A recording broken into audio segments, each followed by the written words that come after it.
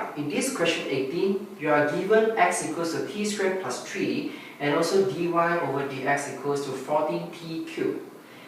You are required to find a, which is the derivative of x in terms of t, and also b, dy over dx in terms of x. Now, first of all, please take note that in this question there's a mistake, which is your dy over dx actually is equals to dy over dt. Okay, so realizing that, now let's go for question A.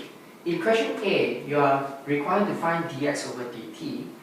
Since x is equals to t squared plus 3, for the first derivative with respect to t, you have to differentiate the term whichever you have t.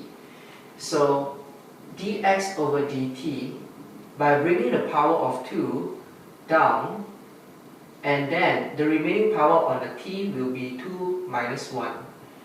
And for your constant 3 is equals to 0 because there's no t term.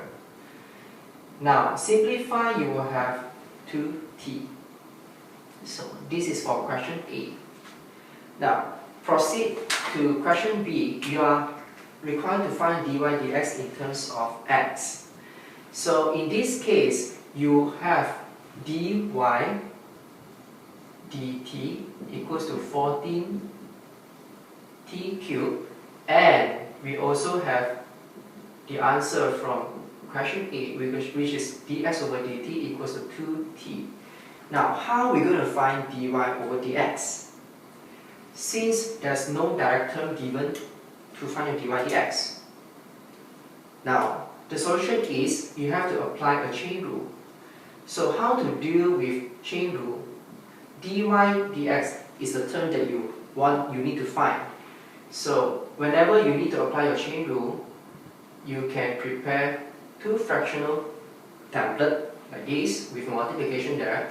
Dy will be on the top because you need it on the top, and dx will be at the bottom. So we put this one on the other fraction, which is here. Now, looking into the information that you have, we have dy dt and we have dx dt. So, is it possible we put dy dt? And for this one, we have dx dt.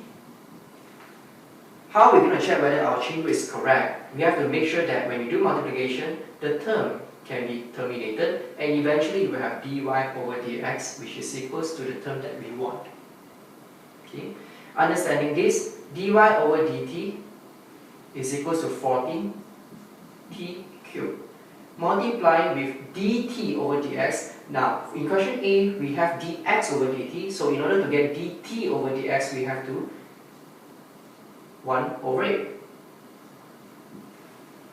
Okay, so how we come across to this? Because dt over dx is equals to 1 over dx over dt. So basically right now, I just put my dx over dt at the bottom of the fraction. So simplifying this one, we will have 2 and 14, we can simplify, we have 7. So we will have 7t squared. Now, we haven't finished because in this question they are asking your answer must be in terms of x. So right now we are in terms of t. So what we're going to do, we have to substitute your t in terms of x. So where can we get it? Now, do you see? X is equal to t squared plus 3. So coming back to that, we will have x equals to t squared plus 3. So if we rearrange, we will have t squared is equals to x minus 3. So substitute into here, we will have dy over dx equals to 7 x minus 3. If you would like to expand it, this will be your answer. Thank you.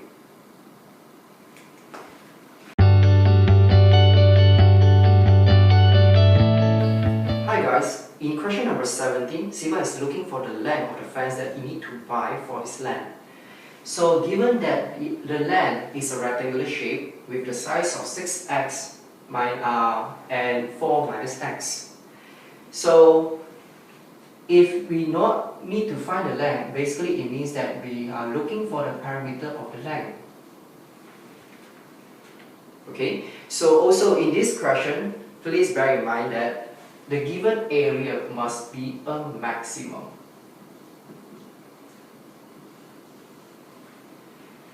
So whenever there's a question talking about maximum or minimum, it means that you need to find the derivative of the particular variable equals to 0. So in this case, let's start with the formula of the area of a rectangle, which is A equals to the length multiplied with the width. So we have 6x times 4 minus x. If we expand this equation, we will get 6x times 4, which is 24x. 6x times negative x will be 6x squared. Continue with the derivative. For the first derivative, with respect to the variable x, we will have 24 minus 12x. By bringing the power down, 2 times 6, we have 12. So then we will have 12x. Okay, as I mentioned just now, whenever we need to find a maximum or minimum, equate your derivative, first derivative equals to 0, means that here you have to be 0. So why we need that? Because we are looking for the value of x, okay, when your area is maximum. So let's do this part of the equation. So we have 24 minus 12x equals to 0. So moving a 24 to the other side becomes negative 24. Eventually x will be equals to 2. Okay, so now how are we going to use this x?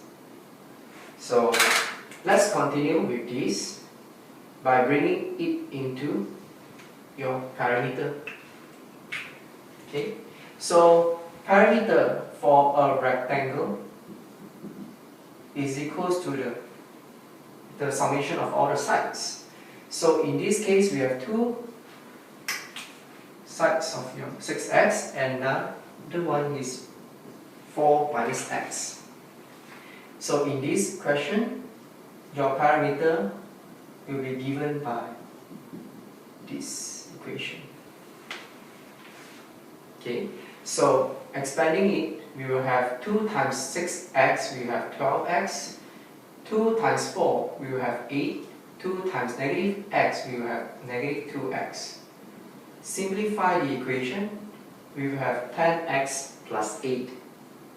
Okay, now then what we're going to do? Of course, we're going to substitute x value into the equation. So eventually, we will have 10 times 2 plus 8, which is equals to 20 plus 8, which is equals to 28 meter.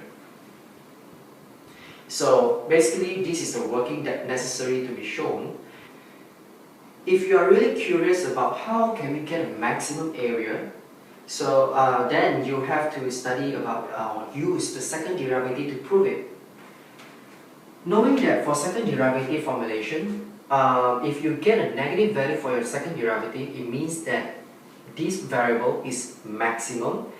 And the other way around, if let's say you get a positive figure or the values for your second derivative, it means that it is a minimum. So if we continue for the first derivative, we just continue for the second, we derive for the second time. Given that 24 is a constant, if you derive it, it becomes 0. So continue with negative 12x. If we differentiate once again, it becomes negative 12. So we can see that negative 12 is a value which is less than 0. It means that this is a maximum variable.